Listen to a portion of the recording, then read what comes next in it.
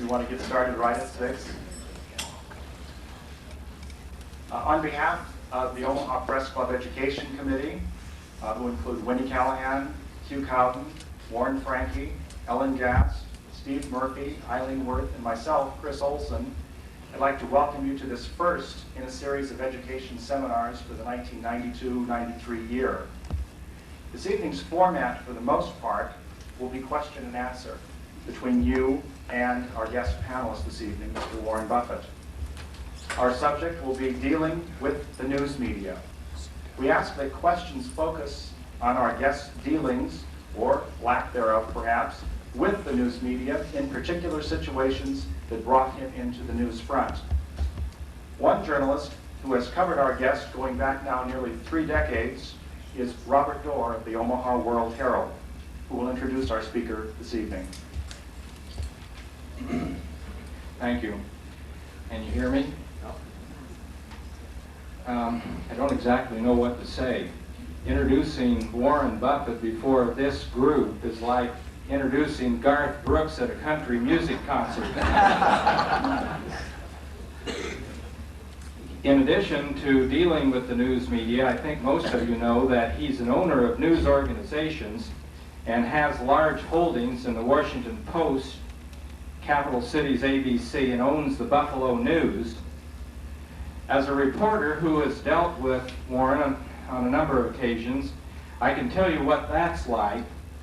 He is invariably accessible, courteous, and straightforward, but generally non-talkative. You generally have to assemble your news stories by talking to other people and from the public record.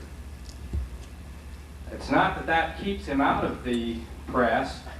I checked our computer today, and since 1983, he has been mentioned in 862 stories in our newspaper. Warren says he'll speak for about 90 seconds and then turn to questions. So, Warren, with that, I'll turn it over to you.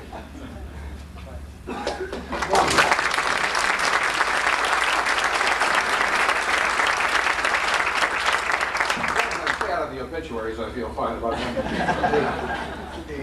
One of the comments that Howard Simons used to make at the Washington Post, Howard Simons was the managing editor at the time of Watergate under Ben Bradley, later went on to run the Neiman program, and when people constantly complain, as you in the news business know, that how can you write about business when you haven't been in business, and how can you write about sports when you haven't been a football player yourself?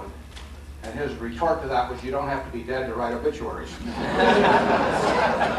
Now, the topic of dealing with the news media, it seems to me that probably the best advice I can give to you who have to do that is that it's really very much like the old advice about making love to a porcupine, that it should be done very carefully. But nevertheless, I have very fond memories of the media, because I wouldn't be here if it weren't for the newspaper business. My grandfather in 1905 bought the Cumming County Democrat in West Point, Nebraska. Believe it or not, in West Point, which was probably 2,000 people in those days, there were 2 newspapers, the West Point Republican and the Cumming County Democrat. His grandson learned something on what it's like to operate in the 2-newspaper town from his grandfather. But these 2 newspapers existed, and my grandfather had his family, and my mother and her sisters and one brother, they lived over the newspaper in a little string of rooms on the 2nd floor. And when my mother was 11, she literally could run a linotype. As a matter of fact, the intertype people who made linotypes in those days wanted her to travel to Des Moines to exhibit the operation of a linotype to prove their statement that such a simple machine as even an 11-year-old could operate it. And she would go down to the train station where twice a day the train would come through, and she would get on the train when it stopped, because news was a little sparse in West Point. She'd interview people, write stories for the paper. She sold ads for the paper. It was all during high school years. She started the West Point high school paper. And when she got out of high school, she was 16, but she worked 3 years in the newspaper to get the money to go to school at the University of Nebraska. And when she got to the University of Nebraska, one of the first things she did was to go to the Daily Nebraskan and apply for a job. And the fellow that interviewed her was my dad, who was the editor of the Daily Nebraskan. Now, a few months later, after the first semester, my granddad lost his foreman, who bought a paper in Eustis, Nebraska himself, and so he called my mom and asked her if she'd come back to help out with the paper, which she did. So she took off a semester and then came back again to Nebraska, and a year or so later married my dad. But the fact that two sides of the family had a strong interest in the newspaper business, coupled with the stock market crash, I must admit, because my dad actually wanted to go into newspapering, but back in those days, and he had an offer from Greg McBride, I think it was, at a television someplace at the house where McBride told him to make up his mind. And my dad was a blind editor in a small town in Nebraska he was going to go to work for, but he had that idea at the time, which was long passed out of favor, that he would let his father, who had paid for his education, call the shots on his first job. And my grandfather on that side had different ideas, so came to Omaha, became a stock salesman. And I was born in 1930, but I was conceived right around November 30th, 1929. Those of you who can put together what it would be like selling stocks in the fall of 1929, my conception will understand what happened. So that's the story of how I got here. And I've spent the rest of my life trying to figure out how to avoid having the media end my life. And I guess that's the subject of our seminar this evening. And I think the best way to do this is just throw it open for questions. I've been around newspapers a long time. I worked for the Lincoln Journal in college. I delivered 5 newspaper routes when I was in Washington. I had 0.2% of all the Washington Post circulation in 1944. And I had this marvelous system because I delivered both the Post and its competitor, the Times Herald. So when my service was a little sloppy and people changed papers, they found my smiling face there.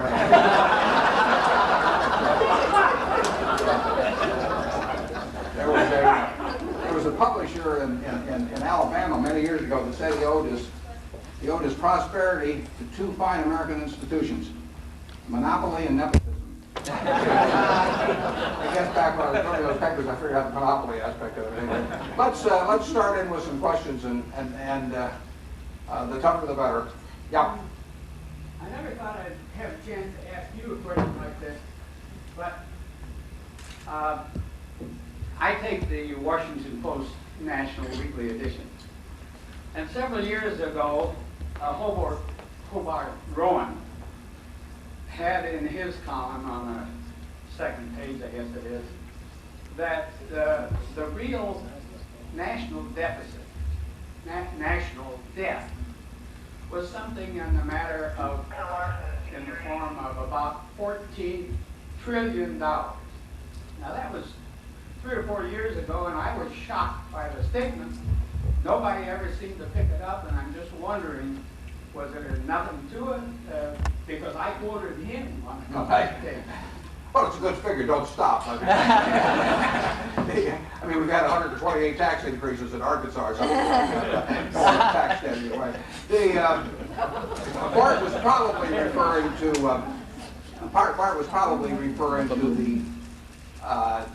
to the actual debt, which may have been $3.5 trillion then. Yeah. Plus, he may have been taking the present value of actuarial promises to people in the Social Security system. And when you have promised virtually everyone a retirement income which is geared to inflation, and you present value that, you get a huge sum. Now, on the other hand, the federal government obviously has the power to tax people in those future years to, in effect, make transfer payments. Social Security really isn't an insurance fund or an insurance operation. It started out with sort of that idea in mind, but it's accepted as what they call an intergenerational transfer payment now. And as long as the federal government has the power to tax, it may have to tax more and more because it's undertaxing now in relation to its actual actuarial cost. But it has enormous assets too. The value of all American corporations is $4 trillion. The government gets 34% of their profits. The stockholders get 66%. I'm leaving out state income taxes. You can say the government owns 34% of those corporations in terms of their earning power, and it has the right to increase its ownership merely by passing a bill that they're going to get 40% of the profits or 50% of the profits. So it has enormous assets, it has enormous liabilities, and you can play around with either side of the equation, but essentially the country has more taxing power than it's used, which is why people don't get too upset about the $400 billion national debt. They know there is untapped taxing power. Now, it may be that politicians don't have the will to do it, but they have the ability to do it. And that keeps government bonds selling as the safest, roughly the safest investments in the world. Okay, how about a media question here? Well, yeah. The Buffalo News does the Buffalo News endorse candidate, and will you be participating in that endorsement? The Buffalo News endorses candidates. I think they had that policy when I went there, but I know that they would have that policy under our ownership, which began in 1977. Murray Light, the editor of the Buffalo News, just wrote a column on that just a few weeks ago. He writes a column every week, and by and large, they determine their own endorsements. It's interesting. We had 5 congressional candidates some years back from Buffalo. They may not have that many in the current census, I'm not sure. But these are people that one way or another touched it. The SMSA up there is about 1.3 million. And so we made 5 endorsements. Oh, it was 82 or so. I think Jack Kemp was still even a congressman then. But in any event, we endorsed, he was a congressman, because we endorsed Barbara Conable, Jack Kemp, Hank Nowak, and who else? And if you looked at these 5 fellows' voting records, you could see no similarity whatsoever. So I discerned that essentially our policy was at that time was to endorse incumbents. But I don't know what we'll do this time. But we do have a policy of endorsing. We think that to give opinions on every other subject in the world daily, that if we back off giving an opinion on that, it doesn't seem to make sense. I don't think people pay much attention when you get to presidential races. I think that the less the public is interested in the race, the more newspaper endorsement means. Probably doesn't mean, in the presidential race, I would guess the endorsement means virtually nothing. But I still think we ought to do it. Yeah?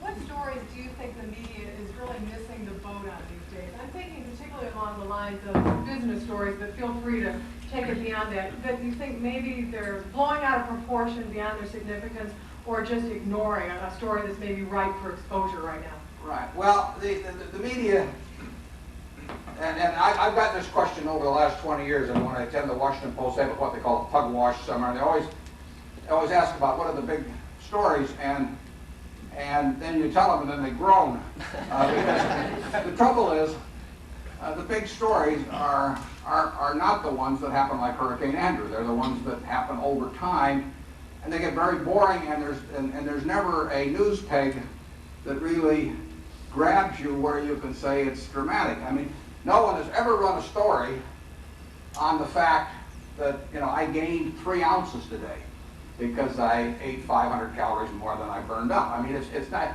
but if 20 years later I weigh 200 pounds more than I weigh coming in, all of a sudden that might become a story. But it's very hard on anything that has a very slow, glacial-like almost impact on society to write about those things. It's also difficult to legislate about them. They say that the problem is that very often on the important questions, the policy cycle is longer than the electoral cycle. The policy cycle is also longer than the news cycle. And it's easy to write about them after they happen, whether it's the SNL debacle or whatever, but writing about them while they're happening, because they're happening 1 inch at a time, and it isn't that much different today than yesterday. It's very difficult to cover them. I mean, obviously the big story is the fiscal imbalance we have at the national level. But it's been around so long. What new can you say on it? And how much different is it if the deficit's going to be $378 billion to $377 billion or something this year? It's very tough to write about those subjects. Second thing is that sometimes they get intricate. At the Sun, many years ago, 20 years ago plus, I talked to Paul Wynn, a marvelous editor, about the thrift, not the industrial loan scandal that you could see was going to come in Nebraska. I mean, if you looked at the balance sheets which were sketchy, of the industrial loans, and you saw the regulation on everything, you knew there was going to be a very significant problem. But we didn't have anyone at the Sun really that could write that. We debated bringing in somebody from the outside, just hiring somebody who knew a lot about accounting and banking and so on to work on a special assignment for it. And there's the old problem that's demoralizing to your staff. But the truth is, the Sun, I don't know how many reporters we had, but we didn't have that kind of depth of manpower or specialization that could actually write that story. It's easy to write after it happened. I mean, when Commonwealth sightings happen or something, it's a cinch. But that is the tough problem. Take the population problem over time. I mean, how Malthus started writing about it, and he's taken a lot of abuse for a couple of 100 years. And it's no fun to be a hero 50 years after you die, and to come on the news some night, and say we have this terrible problem. We've got 28,000 more people in the country than we had yesterday. 5 billion, and run for Planned Parenthood or whatever. It's a little difficult, and I think that the better news organizations, depends on resources, but probably the best attack something like that by occasionally doing something in the way of a special or the long story. I think the Philadelphia Inquirer has done 2 or 3 of them in the last 5 or 6 years. They had enormous requests for reprints, and those probably have some impact. But it's the undiscovered fraud or something like that. We wouldn't. If it was just, if I knew about it, I'd be shorting the stock or doing something at the moment. It's hard to come up with a blockbuster story that also has reader impact or viewer impact, and there's not a great answer for that. Yeah. Talking to about the business pages, and one particular story recently which Berkshire Hathaway has been involved in, and you personally, connection with Wells Fargo. Have you lost your confidence in Wells Fargo? Oh, I won't comment on the stocks. I'm going to let up the Bob's introduction on that sort of thing. I never get into recommending or even commenting on individual companies. Yeah? If you were limited in your reading to 2 financial publications, which 2 would you buy? Well, I've answered that differently 5 or 10 years ago. I would probably go, assuming I'd split it up between daily and I'd probably go with the New York Times and probably Fortune. I'm assuming I could get all the things from Value Line and all that on statistics, but in terms of news publications, probably be the case.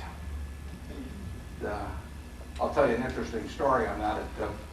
About 5 years ago, if you get the New York Times annual report, up in the lead paragraph of Sulzberger's letter, maybe the second paragraph, he said the New York Times was distributed on a same-day basis to virtually every important metropolitan city in the United States. That time it wasn't distributed to Omaha.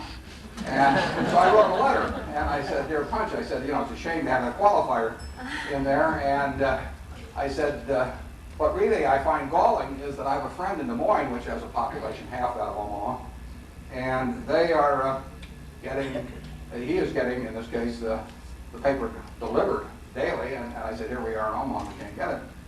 And I sent a copy to my friend in Des Moines.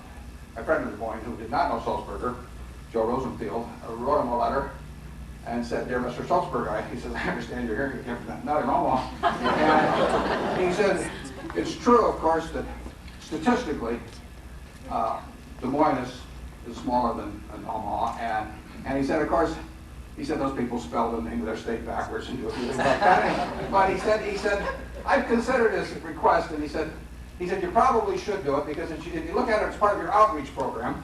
And he said, at first I'll only read the horoscope, but he said, later who knows what will happen. So anyway, we started getting the New York Times. Well, I don't know if it's my letter or Joe's, but I'll get it the same day.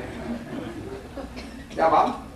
Would you comment on your attitude or your policy, I guess, on interviews? You particularly do not give interviews, as I understand, for anyone who wants to write a profile type interview. I'm wondering how long ago you started that, and why did you start it, and you think it's a good idea? Well, I would say I probably spend, I may be right, I'm sure there's somebody spends more, but I probably spend more time over the last 10 years, I probably spent more time, and even, or over the last year, with media people, I mean reporters, than any other CEO I know. Now, each one takes up a lot of time. I've had 5 profiles in the last 4 years by some form of national media. Linda Graham in the LA Times, L.J. Davis in the New York Times, I can't think of the gal's name, but 4 of them. So on top of that, I get all kinds of people calling me on special aspects of certain things. Now, I don't know whether I average 2 hours a week or something like that, but if I didn't control it, it'd be 80 hours a week. I mean, the number that want to talk individually is astronomical. And I try to, the interviews, I never knew L.J. Davis or Linda Graham or those people before, but in terms of specific stories, somebody's calling about the S&Ls or accounting or banks or I try as much as possible to talk to people that know a fair amount about the subject, because otherwise you can spend 45 minutes or an hour and you're basically giving a course in Insurance 101 or something of the sort. And in the end, they don't know enough to write a good story. I mean, I'm not knocking them for it, but they just don't. I mean, some of the issues get pretty complicated.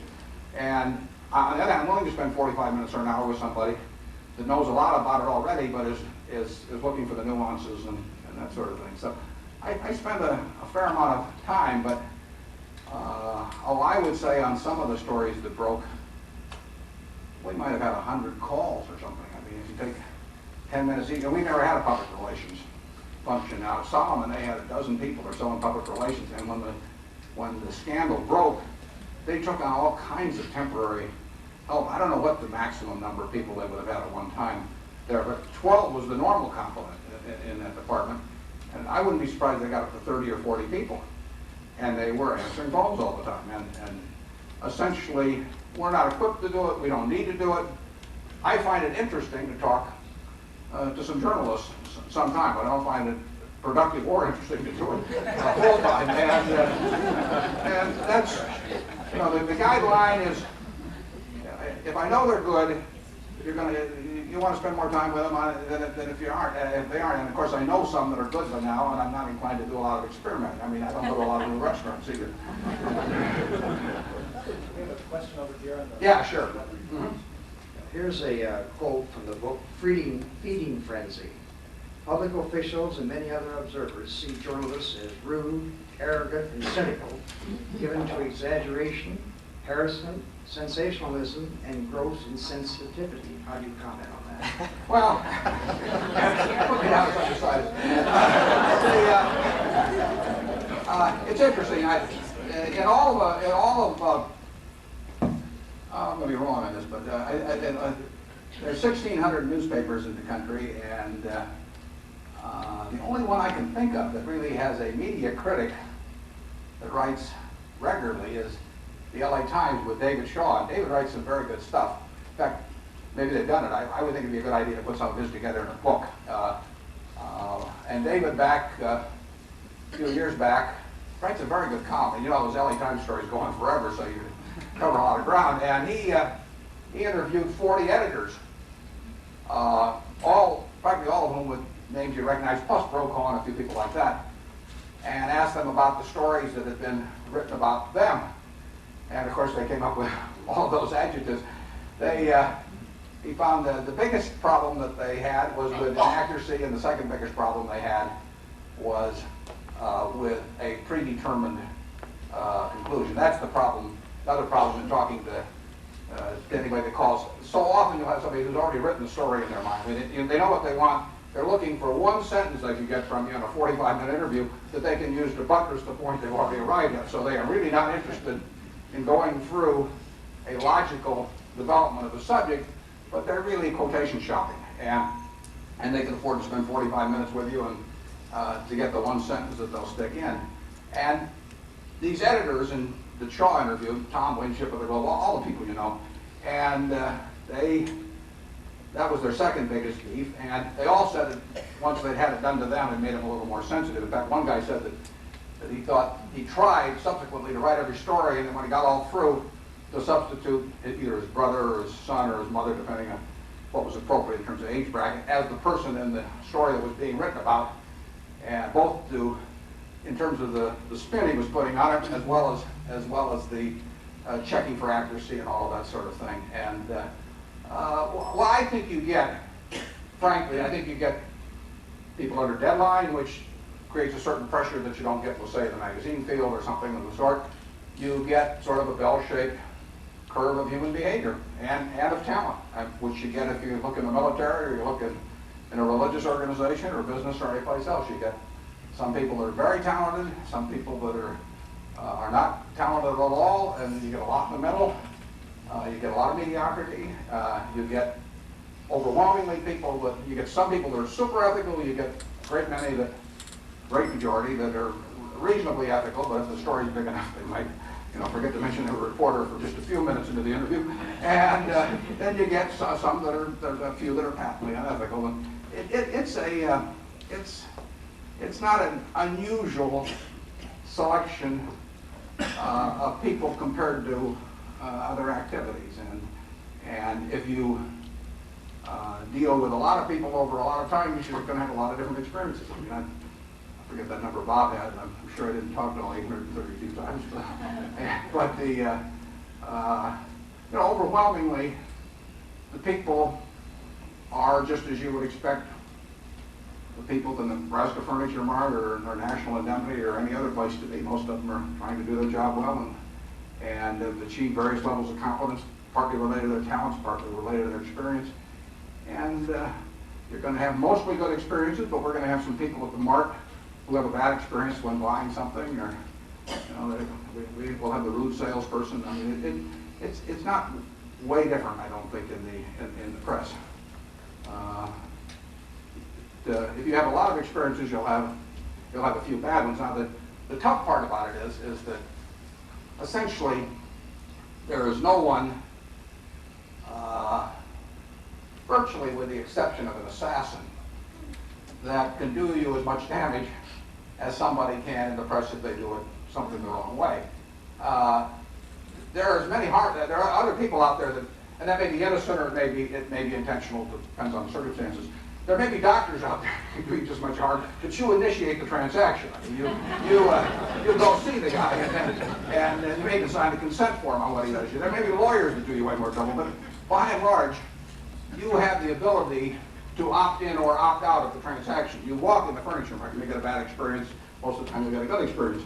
But you do not have the option in the news business of opting out of the story. You can decide how you're going to behave in relationship to it, but you can't opt out of it. So if you do get the worst of either human nature or reporting skills or something, there's no way that you won't be a participant. And that's an unusual arrangement in society. One person that has a similar power, but again, largely involves somebody else initiating. Federal prosecutor or any kind of prosecutor has the decision to prosecute or not prosecute. The very fact they prosecute is it has done a lot of damage whether you're innocent or not finally. And so that person has the power simply by initiating something to cause you all kinds of trouble no matter how innocent you may be or anything else. But that isn't used that extensively. But the news business has that power. It's the nature of it. You can't get away from it, but it is the nature of it. And the other unusual aspect, of course, of the news business, the newspaper business particularly, is that unlike in my grandfather's day, there are 1,600 plus daily papers in the United States. And essentially, with exceptions you can almost count on one hand, there are no competing papers. And the reason, of course, is that the essential economics of the business drive it toward one newspaper per city or town or metropolitan area. Nothing evil about it or anything of the sort. It's what Tom Winship used to call survival of the fattest. And eventually, there is no red ribbon in the newspaper race. There's a huge blue ribbon, which makes it enormously valuable. And if you come in second, you don't come in. And there's virtually no business like that in the country. If you had 1,600 towns, each with one hamburger stand, each with one bank, each with one woman's shoe store, each with whatever it may be, there would be competition that would come in against them. The guy that runs the best shoe store in the country or the best hamburger chain in the country would look at the town with the worst, and he would come in on top of it. But it doesn't happen in the newspaper business. I mean, 10 years ago, everybody talked about how terrible the Manchester Union leader was when Loeb was running it. And they said it's the worst newspaper in the country, is shame, brag, etc.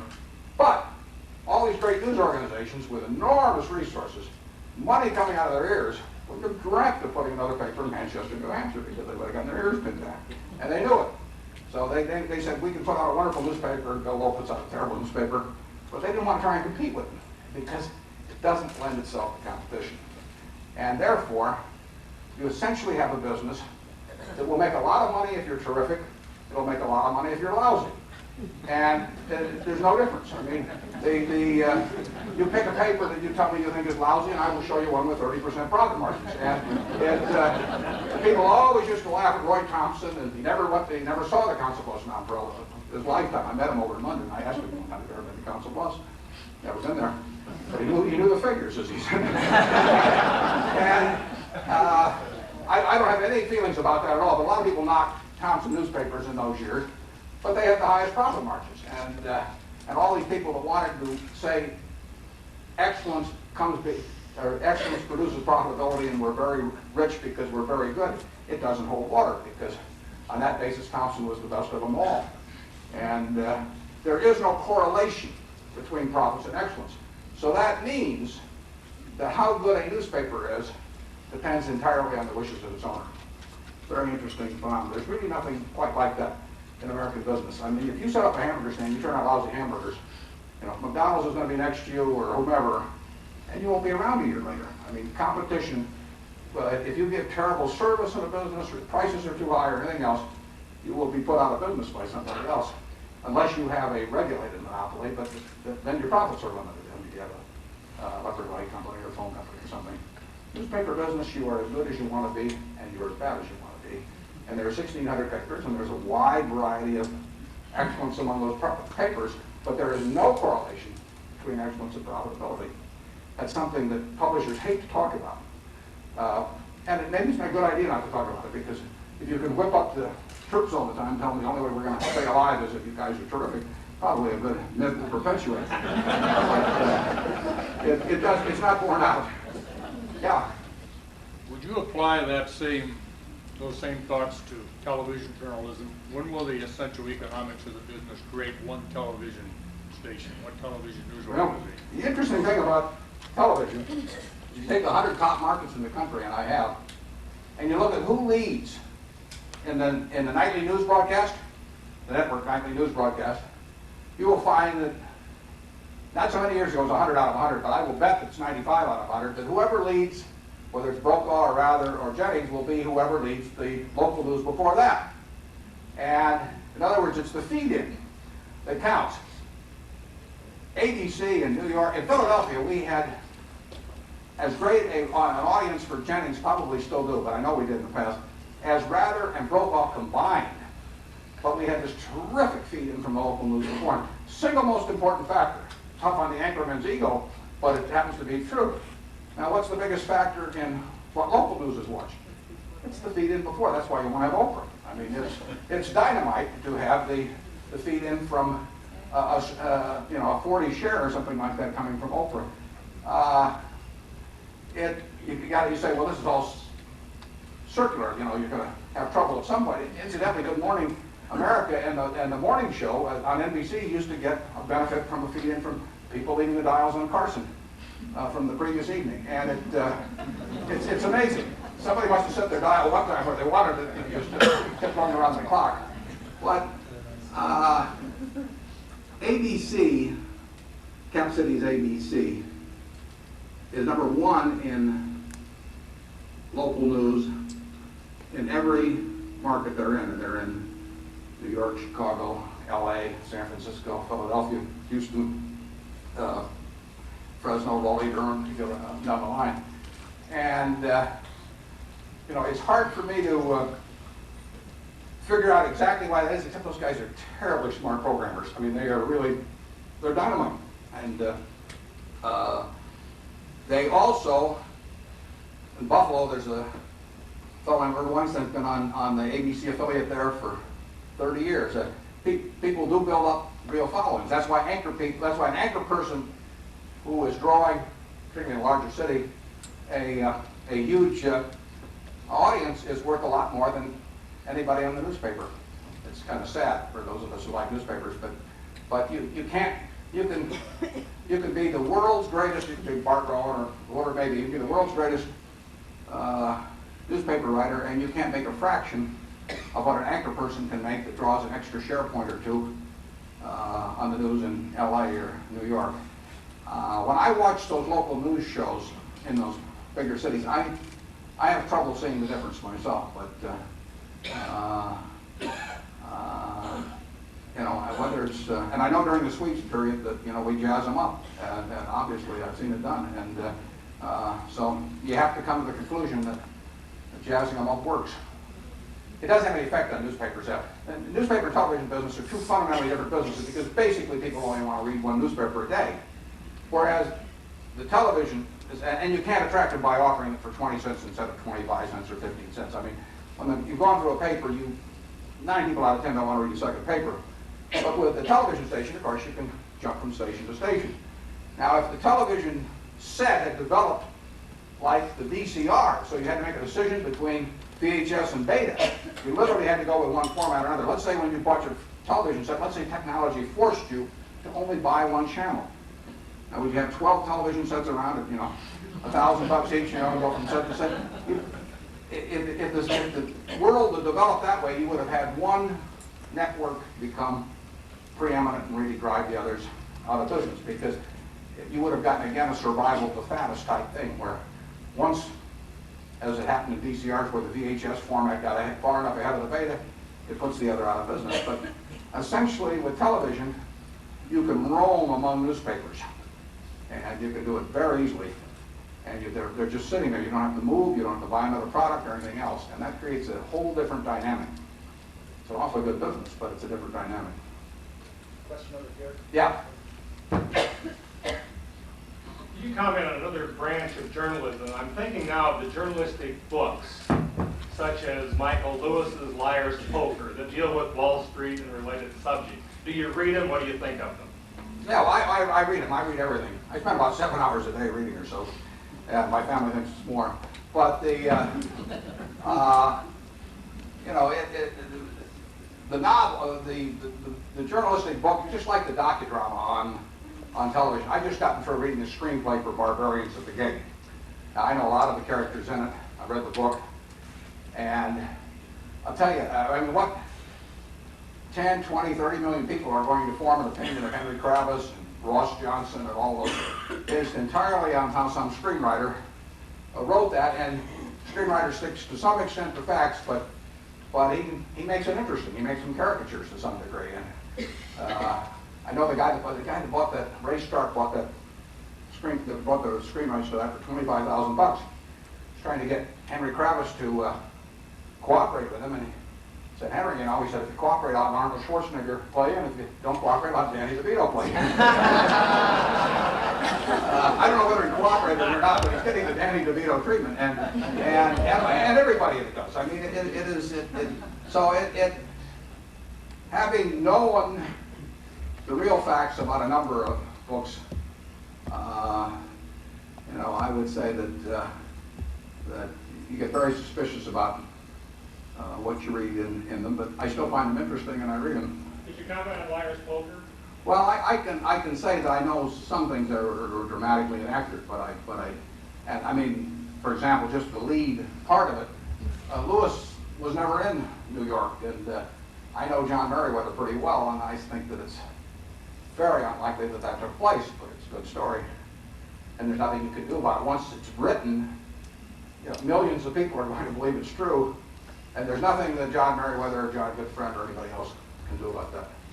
I personally would bet a lot of money that it isn't true, but I can't prove it either. I mean, I wasn't standing on the trading floor every minute of the day,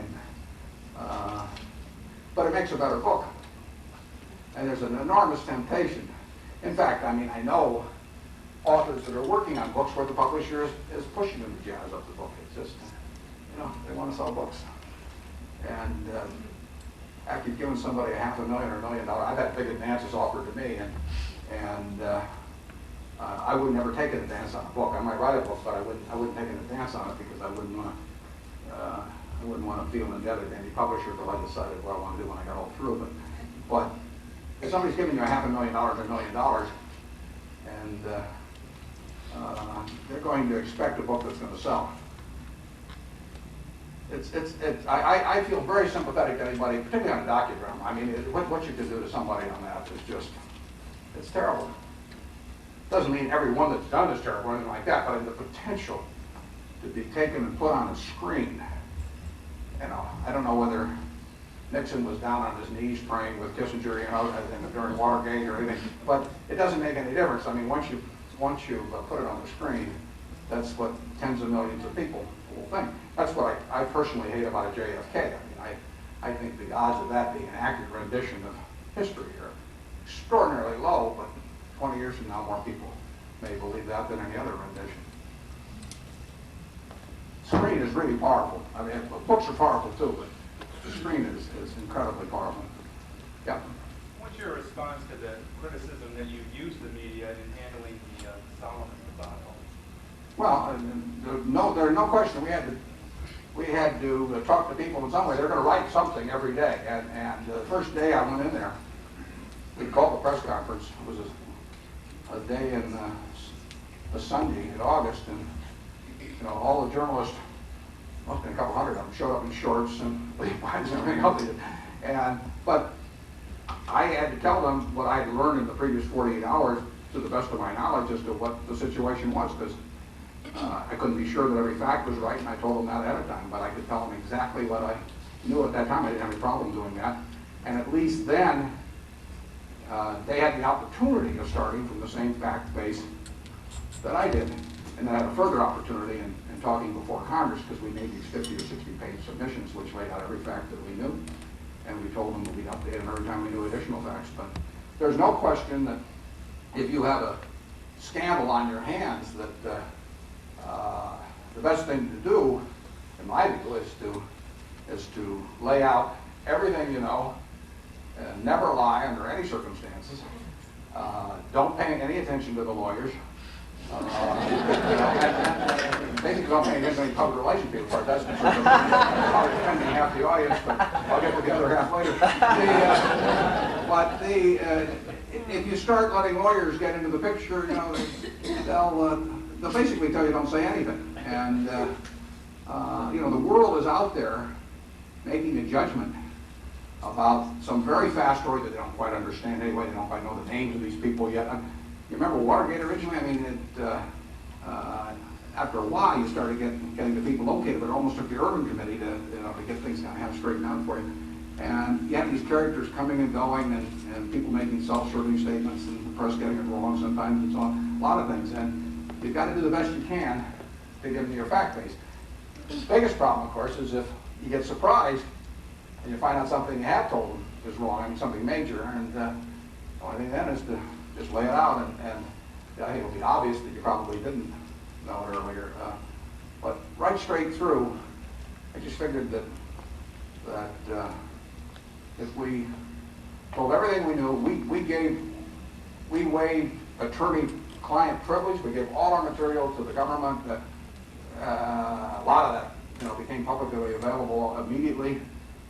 We ran into people, obviously, that were using the press in other ways. We had short sellers in the stock that would call Senate committees or subcommittees, call the press, told the LA Times, told the press guy at Solomon about same voice calling in with 4 or 5 different rumors to start that about foreign exchange problems or all these kind of things. And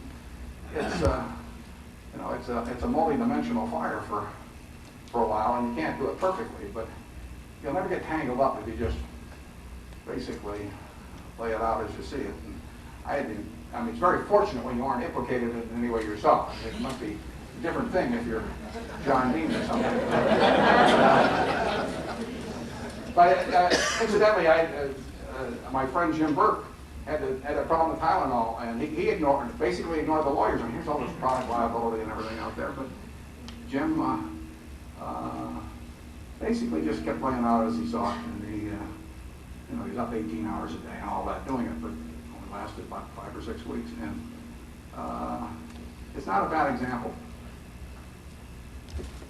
The problem is you get into what everybody has called lowest common denominator journalism. I mean, somebody is going to write it, and then once they write it, it kind of moves along the food chain, and they use the term that way.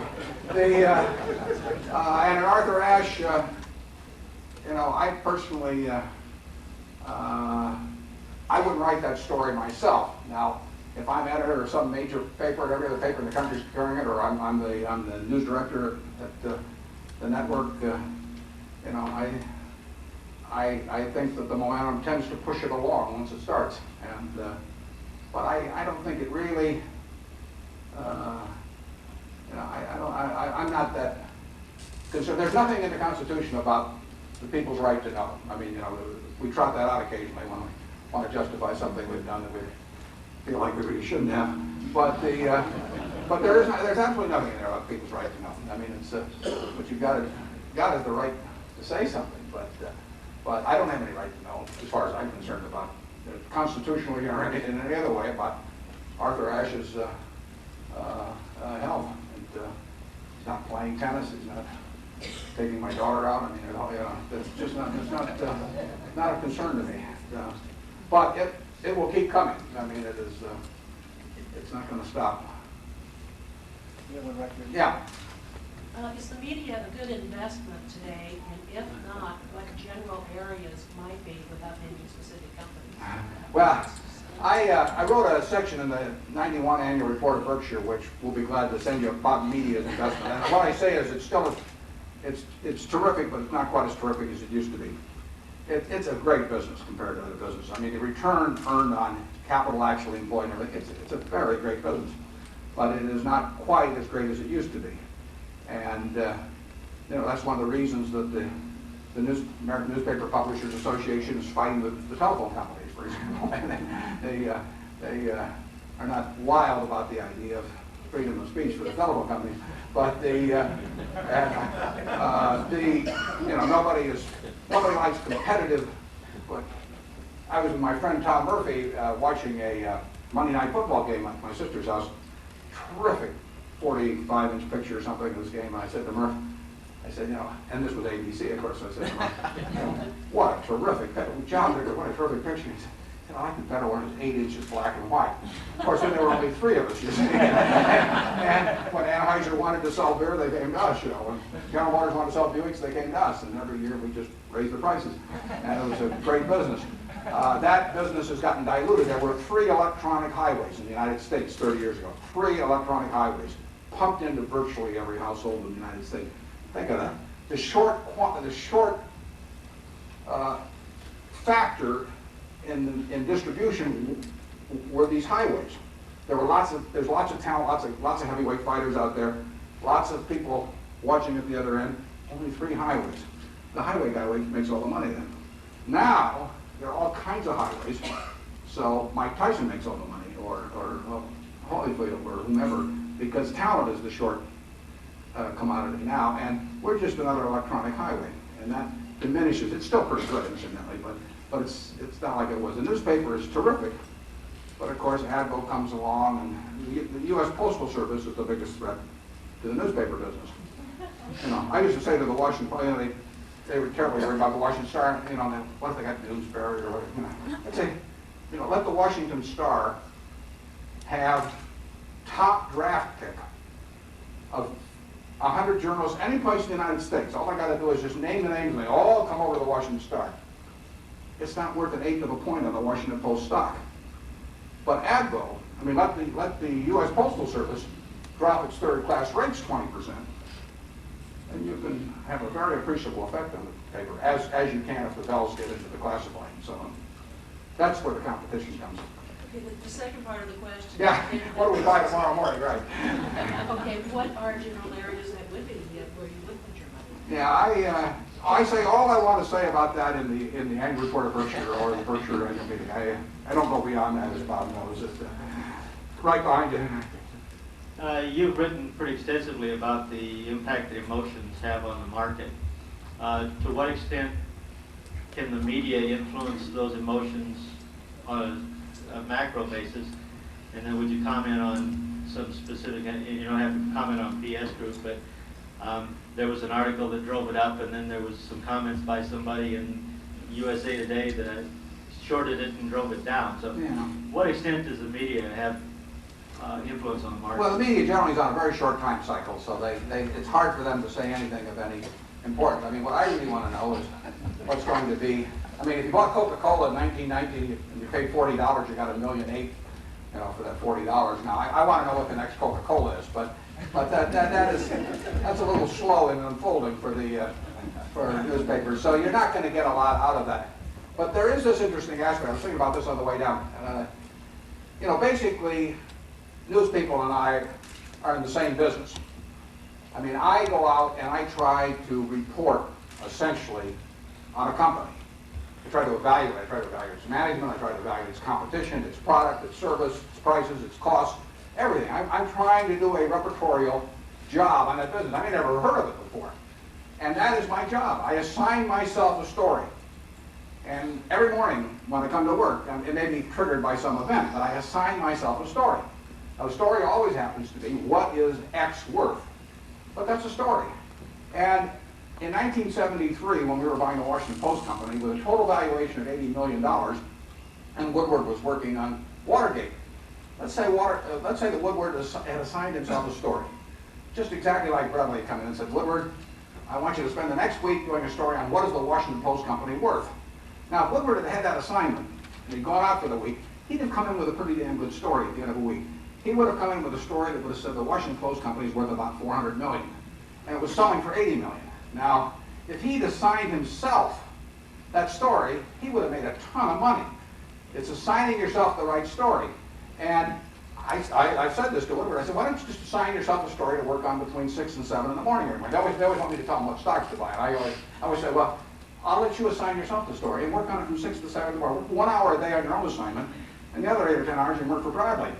And essentially, that's a lot easier story than the stories he's trying to get. He's trying to get the story about Casey's thinking at the CIA or something, you know, or what he's mumbling up in his hospital room.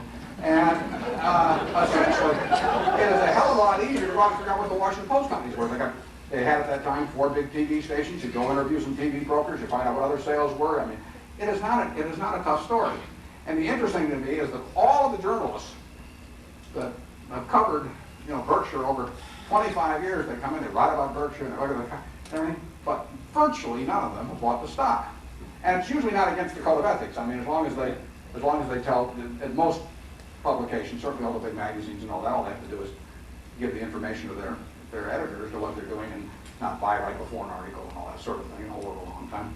But here are all these people, they're doing all this work on Berkshire, you know, and they're trying to figure out what I'm thinking and what we're doing, and they look at the record, but they never do anything about it. They write a story and then they go on to something else. And I just say that, you know, somehow their brain isn't quite connected to their eyeballs sometimes. You would think, I mean, but all the time they're saying, what do I do with my money, you know, and I should buy Series E bonds or what. It's really interesting. So So I say 90% of investing is assigning yourself the right story. The reporting of it is fairly easy. We have time for one more question. Okay. Seems to intimidate me. Yeah.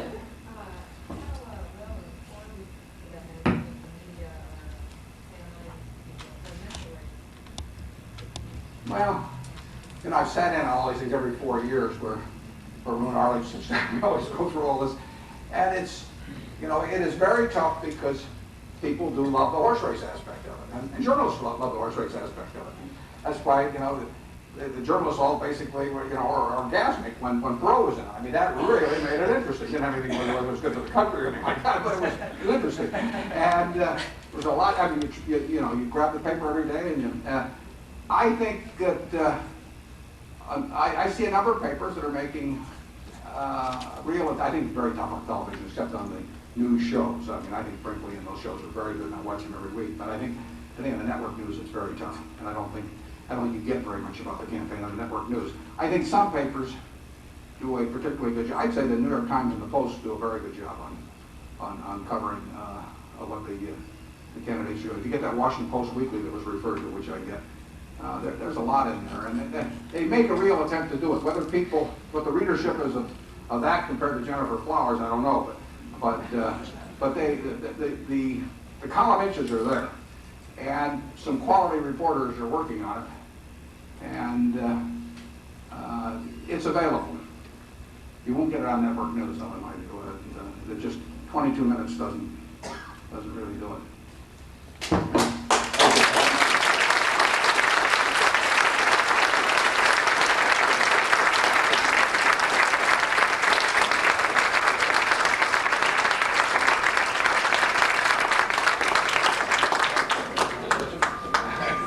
Many of you this evening will be joining Mr. Buffett for dinner up at the club. I ask you all not to crowd into one elevator. There will be plenty of time to get up there. We're adjourned. Thank you again, Mr. Buffett. Thanks, evening.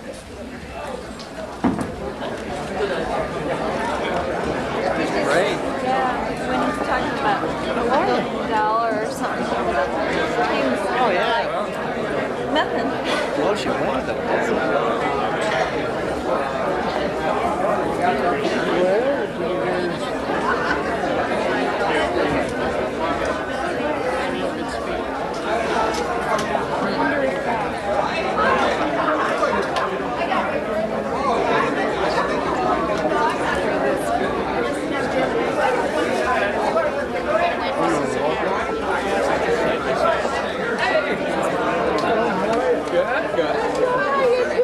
Wonderful. Fine, sure. Hey, Norm. Norm. Fine, wonderful. Yeah? It's your money. You can pay off that. Oh, sure. So pay it off. Sure, I'll be glad to. How are you? Good. How are you? Good. Wonderful. Hi there. I'll be there. I got my alarm already set. Okay. You've been walking outside, or I said, you know what? Ever since the winter. How are you doing? Yeah,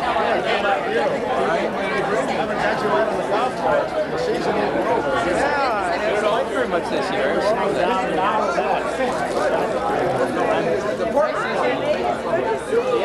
oh boy. Fine. I get over to Highland once a week. I take a tennis lesson. Yeah. Haven't played much golf. A lot of tennis. Oh, but you know what? I didn't still go to surgery. I don't get occasionally. It's just so hard. I don't get In fact, I met somebody on the tennis court at Highland. We got talking. I found out occasionally she goes there and she likes people. Really, that's right. Very slowly. Met her up. She was on the next court. Well, we have Fell off the ladder. back to